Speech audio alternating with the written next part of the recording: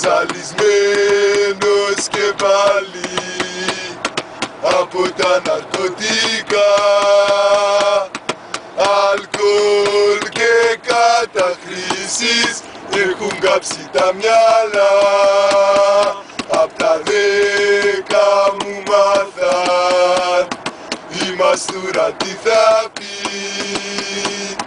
και στα 12 μου σπάσαν και την πρώτη μου γραμμή.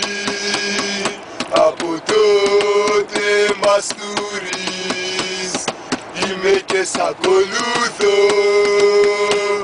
μια ζωή θα το φωνάζω, τριφυλάρα σ' αγαπώ.